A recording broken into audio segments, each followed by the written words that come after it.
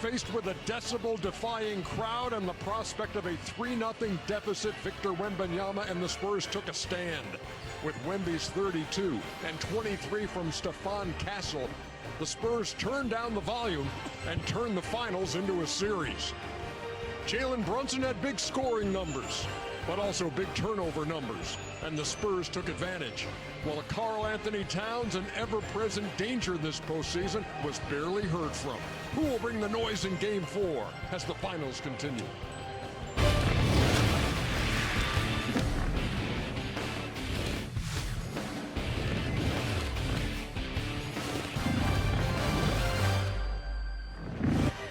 For only the second time in finals history, the road team has won the first 3 games of the championship series. Appreciate that, Ernie. Trying to work you in there any way I can, Chuckster, as we welcome you to New York City, where the crowd will again be raucous, and the anticipation of this finals game off the charts. Was that, she was putting some sage out there, I guess, at the Garden? All hands on deck, Ernie. By any means possible, I guess is how you would say it. Welcome to the Garden, everybody. I'm Ernie Johnson. We welcome you to NBA Tip-Off. It is presented by American Express. Draymond Green is here. Shaquille O'Neal is here. Kenny the Jet Smith is here. And Charles Barkley. What's up, legend? And Patrick Ewing is here. And Patrick Ewing is here. Yes. He was on the other night. Again, here's how we work this.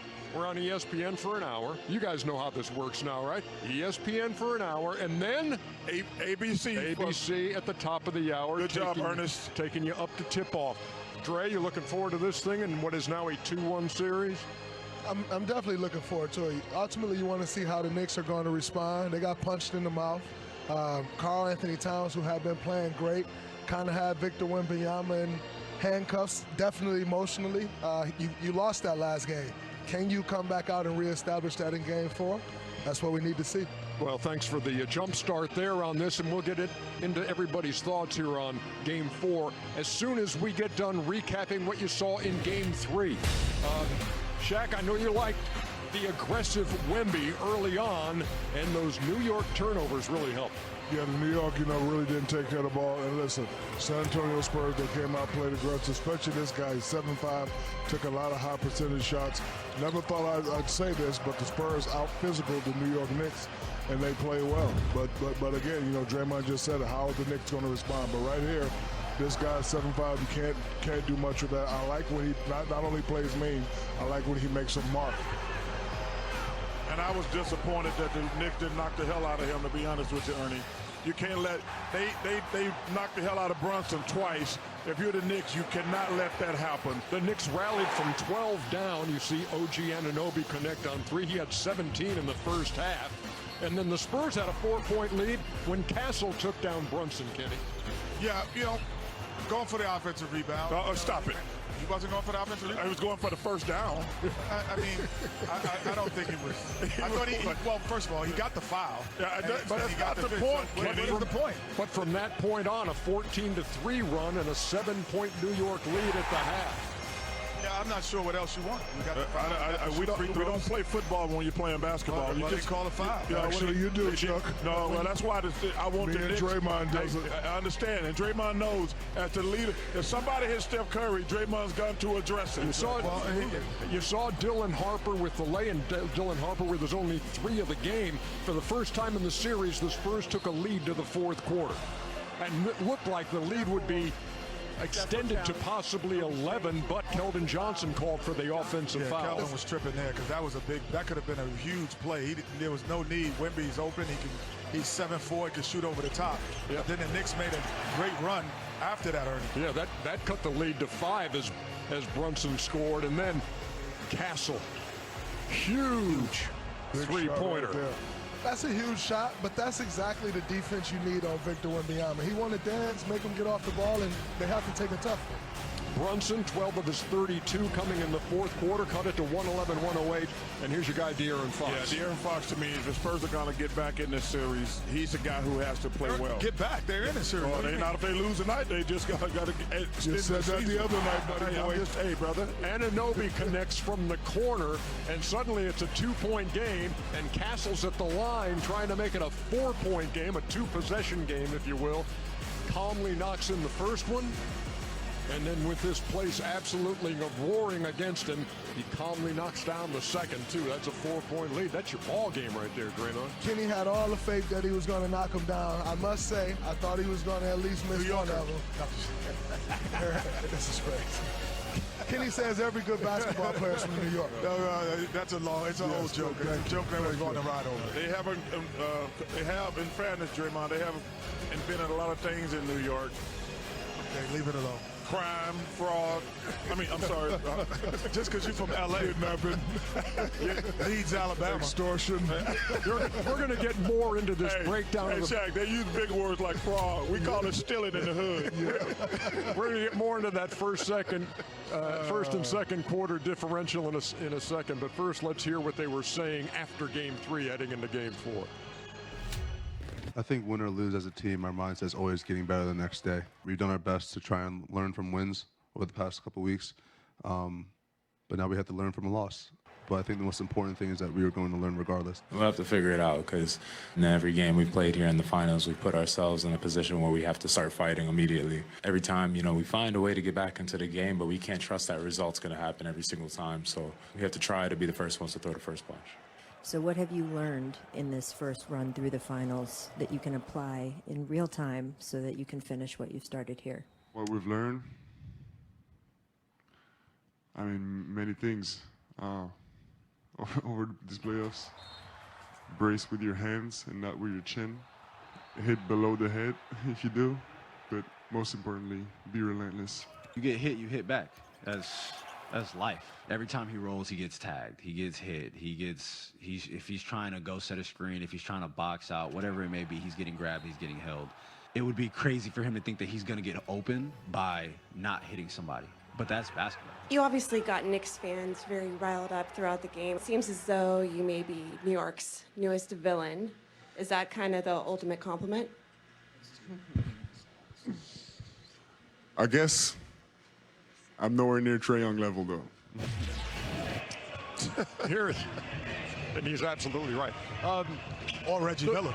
Yeah, the feel at this point in the building, not exactly mirroring what we saw in Game 3 when the Knicks came back there with the 2-0 lead. Right. There was so much confidence. We had Spike on. Spike came over and checked me right away. Draymond, you hating on my Knicks? I said, Spike, we just tell the truth. Everybody in here thought they already had a championship won. Today, it's a lot more mild by these fans. You know what I was going to say, Drake, and I just wrote that down. I said the energy coming in Game 3 was chest out, and we're going to do it. We're going to get you. Today, it's still loud, but it's, come on, guys. Come on, guys. There's a different energy but in the building. But listen, they still got to play good basketball no matter who's here in the empty gym. They've got to figure out why they've been down 8 points at the end of every first quarter. Like, you're trying to win the world championship. The Spurs played pretty good at home. They got up to a good start. You expect that. You come home and still down.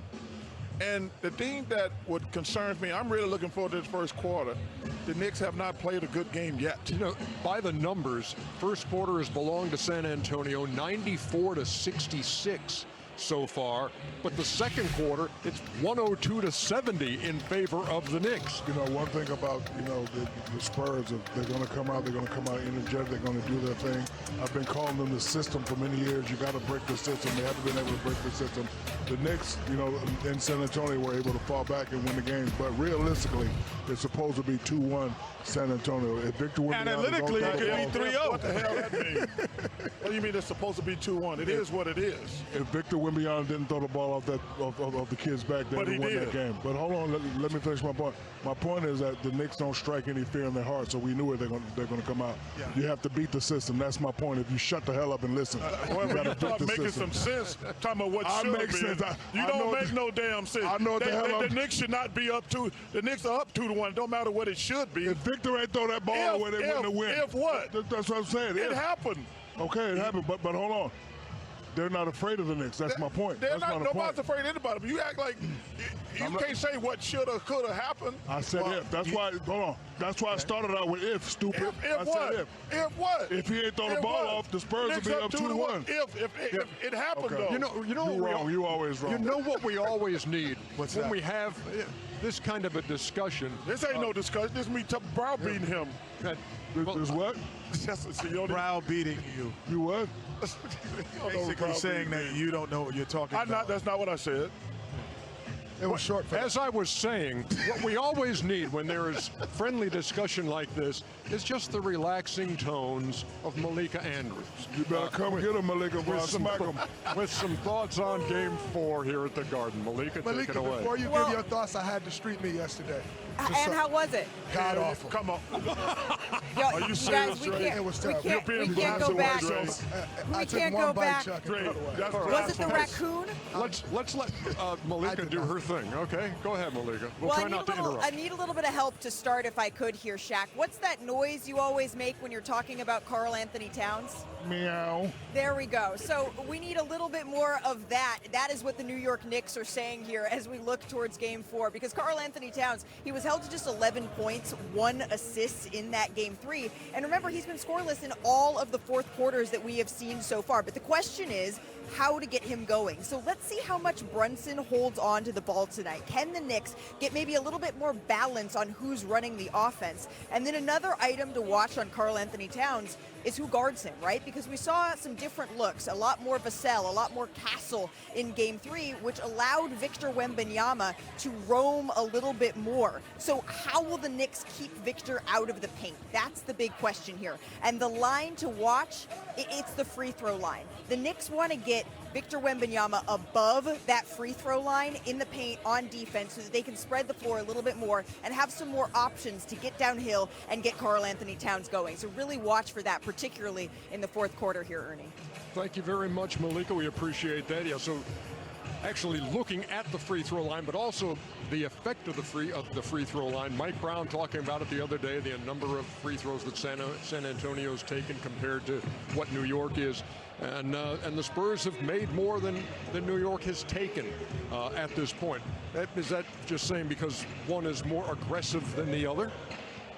I personally, when we watched that game the other night, until I heard Mike Brown say something, I didn't think anything of the officiating or anything of the free throw shooting.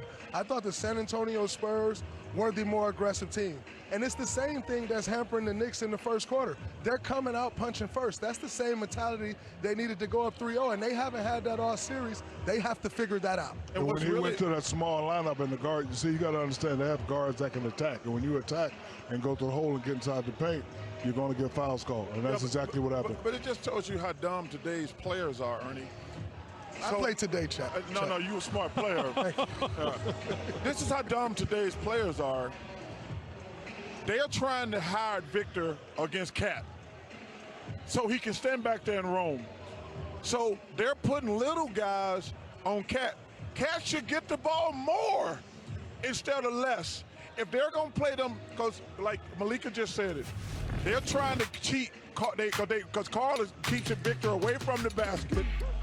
But so they said, let's put a little guy on him. And they don't even go to Cat when they got little guys on him. That tells you how dumb these players are. He got 6 field goals in the second half of 3 games. He should be close to 20. Yeah. If they're going to put little munchkins on him, he was playing better than anybody, and they still wasn't giving him the ball. But would you say this, Chuck? If Victor Wembanyama is playing a OG Anunoby, and he's playing in the paint, if Cat goes to the paint, now he's the help, and it becomes a little more difficult. No, Cat's still gonna have an advantage posting up on the little guy, and he's gonna get offensive rebounds. Okay, they are trying to keep Victor below the free throw line where he's the best defender in the world, but he can't do that when he guards Cat. But Chuck, I love your argument, but the highlights we just shown don't help your argument because when Cat gets the ball, he has to be aggressive. That was just one game. He played great the first two games, and he only got 6 shots like you saw last game. Huh? When he gets the ball, he still has to be aggressive. Well, he wasn't driving the ball with reckless abandon. Because they didn't give it to him. He just wasn't driving it with reckless abandon at the times that he did get it as well. He only got it 4. He had both things going. He got 4 shots in the second half. He's only got 6 field goals in the second half in the entire 3 games. Well, both things could be true. Well, he wasn't aggressive, and they didn't give it to him. Okay. I think a rule of thumb should be if he see Victor Wembanyama on him outside the paint, he should be putting his head down and driving. Because even if he don't get the first bucket, it now puts Wemby out of position to be that next help. Thank you. So I think he needs to drive him more. And just to repeat what Malika talked about in her report, no points in the fourth quarter in this series for Karl Anthony Towns. And that one assist he had the other night was on New York's first bucket of the game and didn't have another one. This is a guy who in this postseason has had 3 games of 10 assists, and his playmaking has been vital. But they need that, and they also need more efficiency out of Jalen Brunson. Here are more numbers. I know this is, look, through the first 3 rounds, he was averaging 27 points a game and taking an average of 20 shots. In this series, it's 27 points a game on 27 shots a game.